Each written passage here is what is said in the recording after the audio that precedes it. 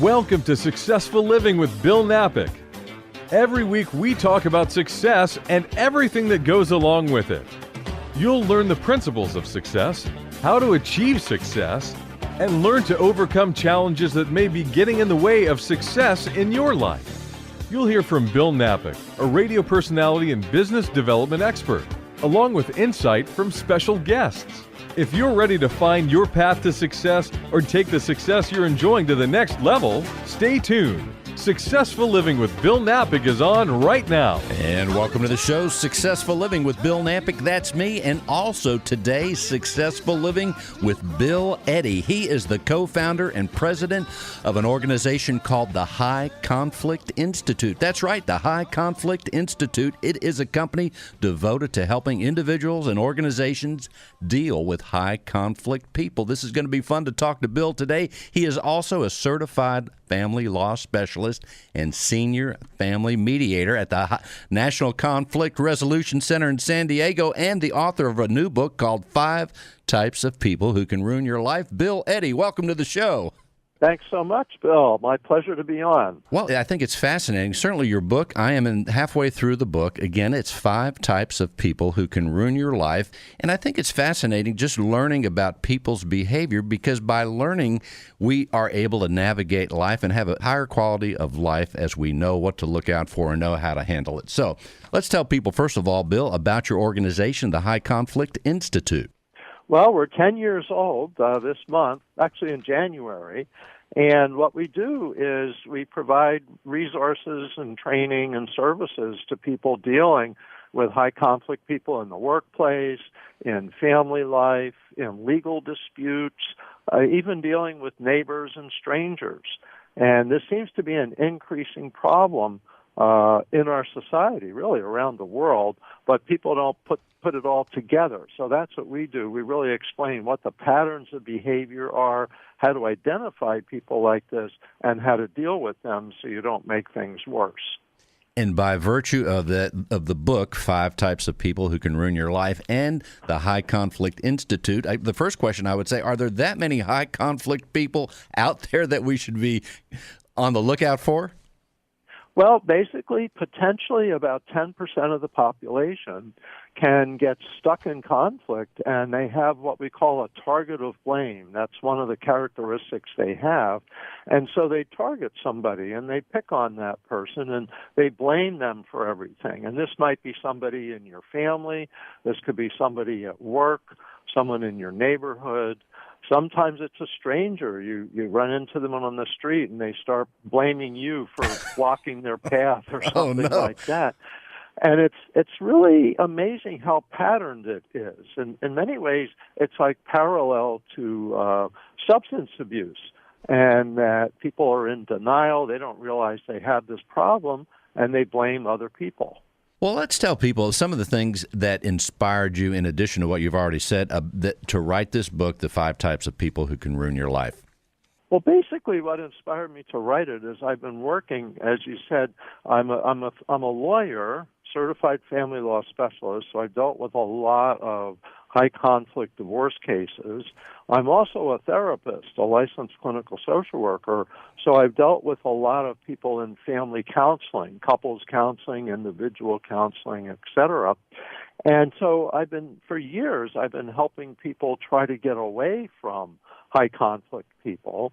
I do consulting in the workplace, training in the workplace, as well as legal professionals, etc. So I wanted to write a book about how to not get into the problem in the first place, either not to get into relationships with them, or if you have to deal with them, like they're a family member or someone you work with, how to deal with them so you don't get into the quicksand of conflict with them.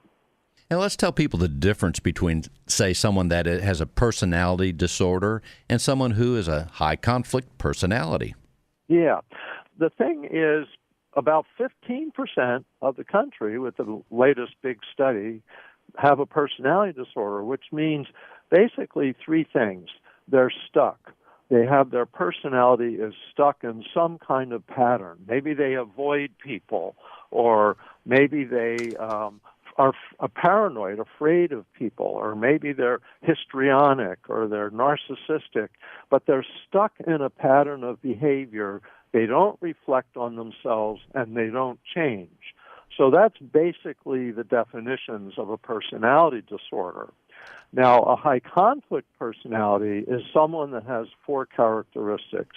They have a target of blame, and that may be more than one person, and they don't take any responsibility. They say, it's all your fault, my part is 0.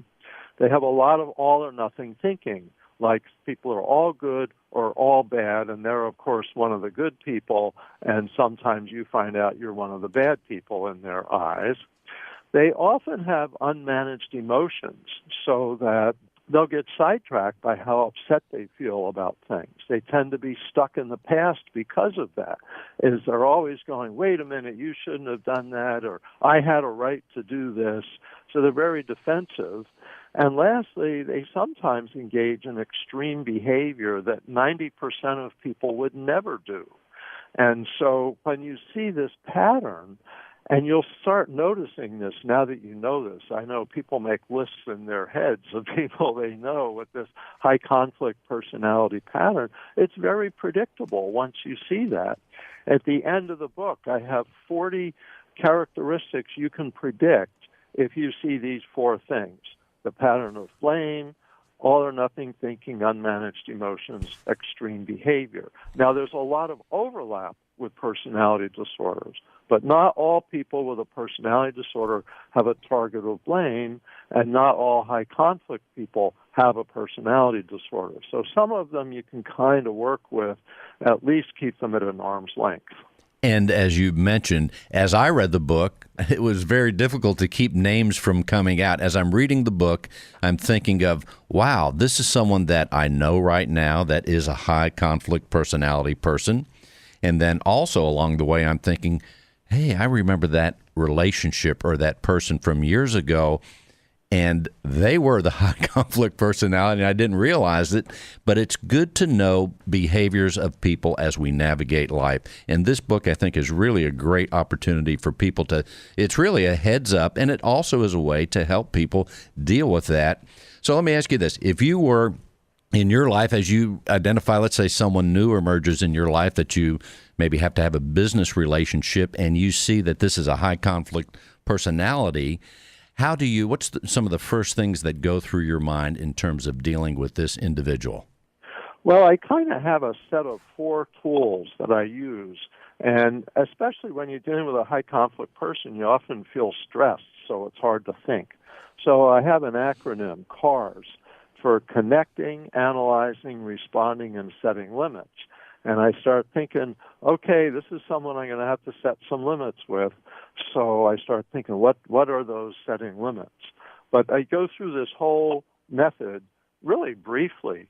The C part of connecting is to think of something to say that's calm, like something that shows empathy, attention, or respect for them. So they're telling me how wonderful they are. Then I'll say, wow, sounds like you've done a lot. You've probably been pretty busy. That's great. It's good to be busy. And then analyzing choices. You want to get them in their thinking brain, not just reacting brain. And high conflict people are always reacting. They're just reacting to everything almost. So you want to get them thinking. And so I'll say, wow, well, someone with your background's got some choices here. Let's see, what could you do? And I start thinking if they want to work with me or have a business relationship with me, I start thinking, what are some of the options for that? So I may decide I don't want to work side by side with this person, but maybe they could help refer some clients to me or tell people about my books and things like that. So I kind of think, what are the choices here? And maybe give that person a choice. Say, you could do this or you could do that. And they'll say, well, I want to work beside you. And I'll say, well, actually, that's not one of the choices. I already have enough people working beside me.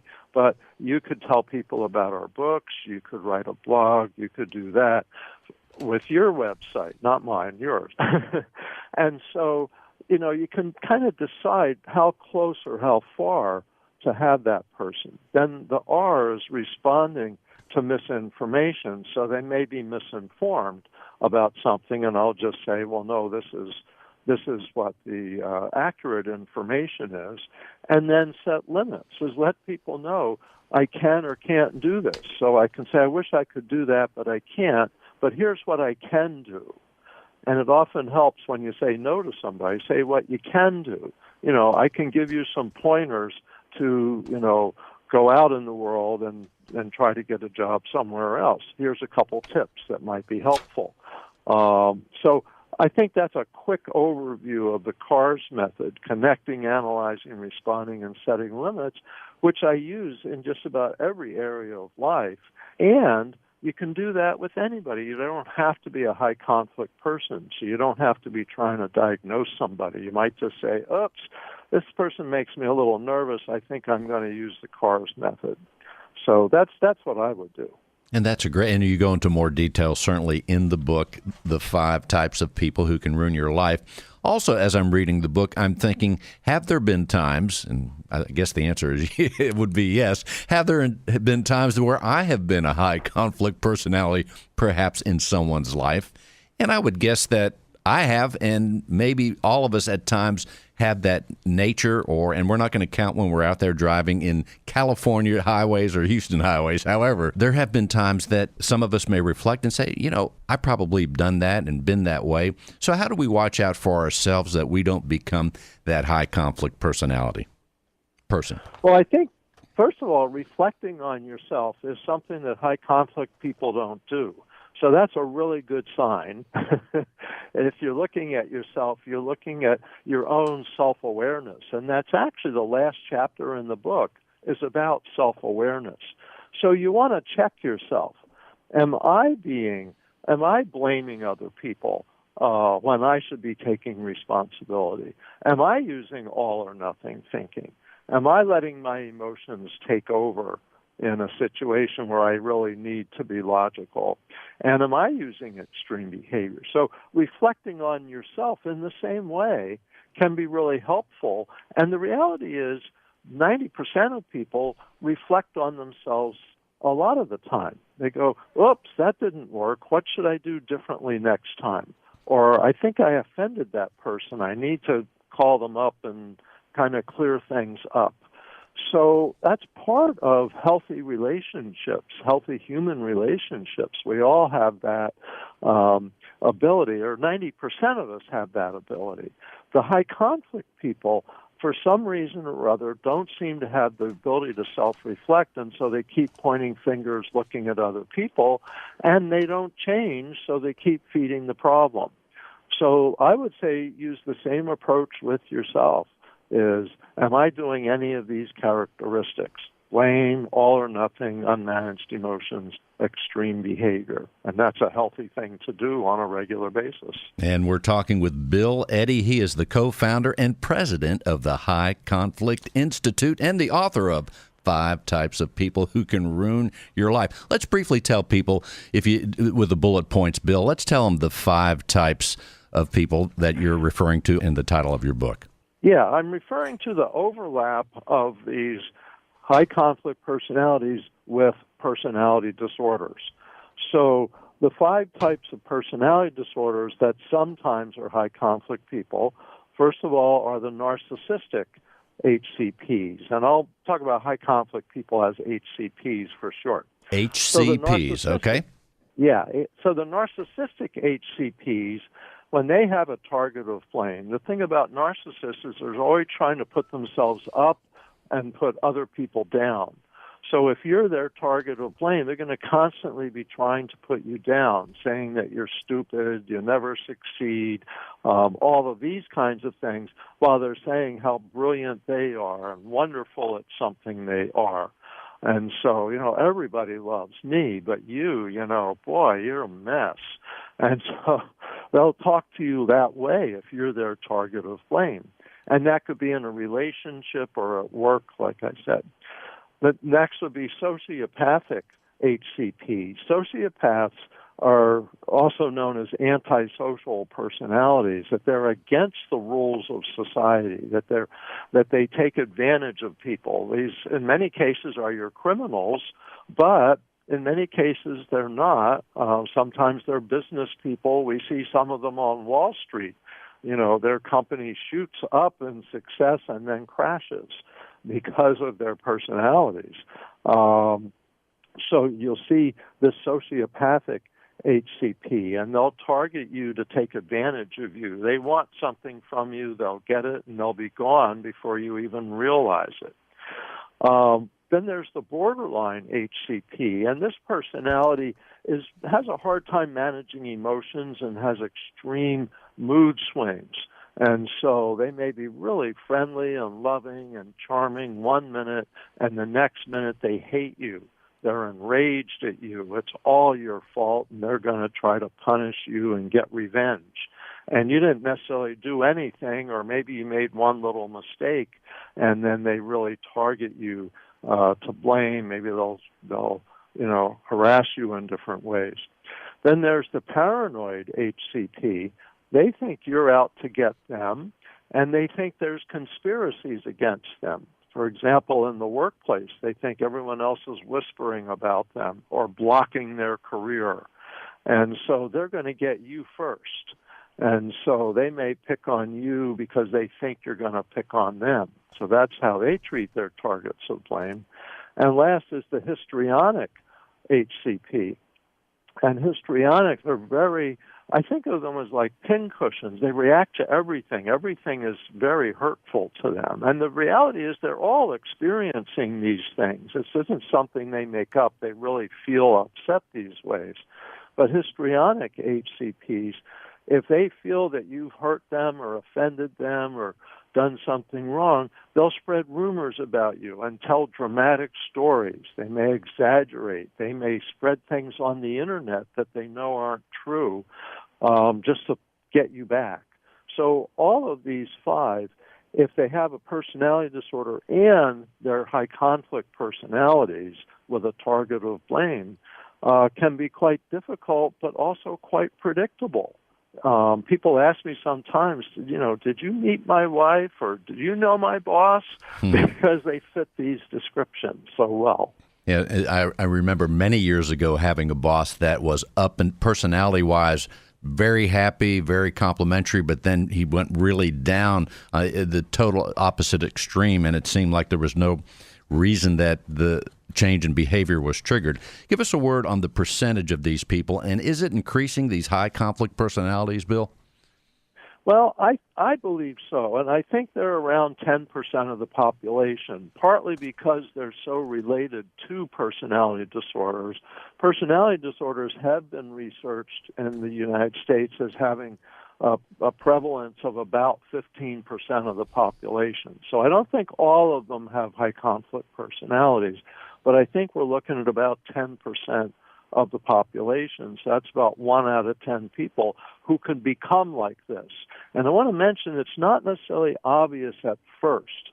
It's once you're working closely with them or you're in a crisis and then they turn on you. Like you said, someone who's friendly, gets along fine, then suddenly is attacking, et cetera. So I think we're looking at about 10%, and I think that they're increasing because it seems to be that personality disorders are increasing.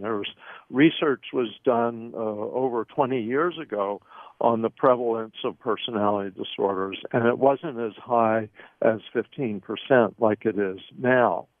I think part of it is, and I'll give you a real quick course in personality development, there's 3 parts to this. First is biology, is to some extent we have personality traits inborn. So we have tendencies. It doesn't mean we'll have a personality disorder, but we may have a tendency towards a personality disorder. What happens after we're born makes a difference.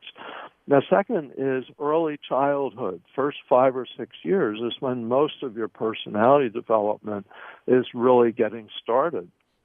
So if you have a pretty secure, stable for 5 or 6 years, then you might not develop a personality disorder even if you had some inborn traits. Whereas if you have a really chaotic, let's say you have a parent who's addicted to drugs, they're very inconsistent, you're always insecure, maybe you're not even sure if you're going to get fed tomorrow because mom's out getting drugs or dad's an alcoholic or something. And so the insecure early childhood can be part of the person's personality and may lead to them becoming someone with a personality problem. But the third is culture. And our cultural environment has an influence on who we become because the culture becomes part of our personality. And the best example is, say, look at someone born in the 1920s. They went through the Depression, they went through World War II, and they learned, don't talk much about yourself. Don't talk much about your problems. Watch out for other people, take care of other people, be kind of selfless. Now suppose you're born in 1980. That's the year the personal computer first really came out. And so if you're born then you're going to learn that you need to take care of yourself. People aren't looking out for you. Everyone's taking care of themselves now. You have to promote yourself. You have to learn all these toys and how they work. Spend a lot of time alone on the internet and on your phone. And so these become part of our cultural personality. So we're more individualistic and narcissistic as a society now than, say, a couple generations ago. That's how personality develops and why I think they're increasing. Very interesting. And Bill, with the last minute left, let's tell people how they can learn more about the High Conflict Institute and your website, please. Yeah. So highconflictinstitute.com is the website. We have books, videos, free articles, resources, consultation for getting help dealing with high conflict people as a neighbor, coworker, family member, etc. We give trainings, we give seminars, and so we just have a whole wide variety of resources. There's about 15 of us all together. We go to different states and give trainings, a lot to professionals, but we also consult with individuals with a problem. So come to highconflictinstitute.com. We probably have something that will help you if you're dealing with a high conflict person. So you can go to the website and see some of the other books and videos, but lots of resources for lots of situations. Very nice. Thank you so much, Bill. Thank you for being on the show, ladies and gentlemen. Bill Eddy, 5 types of people who can ruin your life. Go to the highconflictinstitute.com. And thank you, Bill, for being on the show. Thank you. And we'll see you next week. Go to radiobill.net. You can find out so much more. See all the past shows, radiobill.net. And we'll see you next week. Thanks for listening.